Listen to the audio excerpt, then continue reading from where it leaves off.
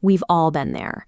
You pull a beautiful piece of chicken out of the oven and plate it up and take a slice, only to find you've created a dense white brick that tastes and feels like pressed sawdust. This happens when we treat roasting meat as a guessing game, but cooking is just applied chemistry.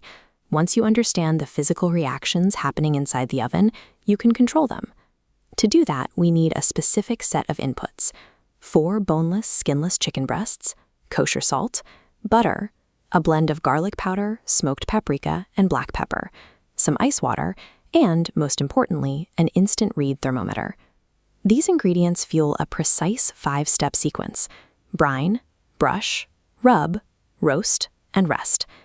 By moving away from arbitrary oven timers and following this strict sequence, you guarantee a tender, juicy, restaurant-quality result every single time you cook. Step 1 is the brine. Before heat ever touches the meat, we have to prepare its cellular structure by submerging it in a temperature-controlled saltwater solution. We start by dissolving a 1/4 cup of kosher salt into 2 cups of warm water. Once the salt is fully absorbed, we add 2 cups of chilled water and a few handfuls of ice cubes to bring the temperature down safely before adding the chicken. Inside the meat, high salt concentration causes protein denaturing. Salt ions penetrate the muscle tissue, forcing tightly coiled protein structures to unwind. This open matrix acts like a sponge, pulling and trapping water molecules directly into the cells. A 15-minute soak is all you need for this cellular hydration to occur. Leaving the chicken in the brine for much longer will start to break the meat down too far, resulting in a spongy, overly salty texture. This extra water weight acts as an internal moisture buffer. It gives the chicken exactly what it needs to survive the thermal shock of the hot oven. Now we move to step 2, the brush. We pull the chicken out of the brine, give it a quick rinse, and aggressively pat it dry with paper towels. We need the exterior of the meat as dry as possible.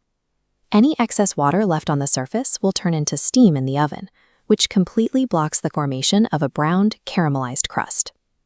Once dry, we brush a generous layer of melted butter across every inch of the surface.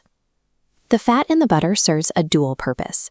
First, it's a highly efficient thermal conductor that accelerates browning. Second, it acts as the perfect adhesive for step 3, the rub, locking our garlic powder, smoked paprika, and black pepper onto the meat.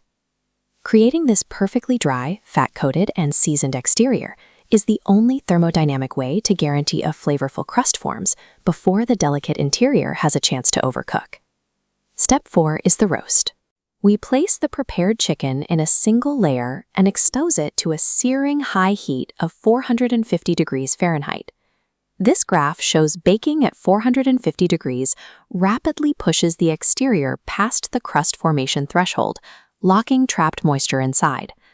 But because chicken breasts vary in thickness and ovens heat unevenly, relying on a clock is a major liability. Instead, we use an instant read thermometer. By inserting the probe directly into the thickest part of the breast, we bypass all of that environmental variability. We are looking for an exact thermal target. When the core reaches exactly 165 degrees Fahrenheit, it is perfectly tender and safe to eat. Trusting definitive thermal data instead of arbitrary clock time completely removes the guesswork that traditionally ruins lean poultry. The final step is the rest. We take the chicken out of the pan, transfer it to a clean plate, and loosely tent it with aluminum foil. Right out of the oven, intense heat forces muscle fibers to contract, squeezing moisture into a pressurized core. Cutting it now bleeds out those trapped juices. But resting for 10 minutes lets fibers relax and evenly reabsorb the liquid throughout the tissue. Skipping this step completely undoes the work of the brine, making a mandated rest period the final requirement for optimal juiciness. After the rest, we pull back the foil. Delicate wisps of steam rise off the golden crust, and the internal juices have stabilized. For the best mechanical texture, we slice exactly 90 degrees across the grain. This physically shortens the muscle fibers, making every bite incredibly tender. What you're left with is a velvety, tender piece of chicken that is bursting with moisture and flavor. By leveraging the science of brining, precise thermal measurement, and patient resting,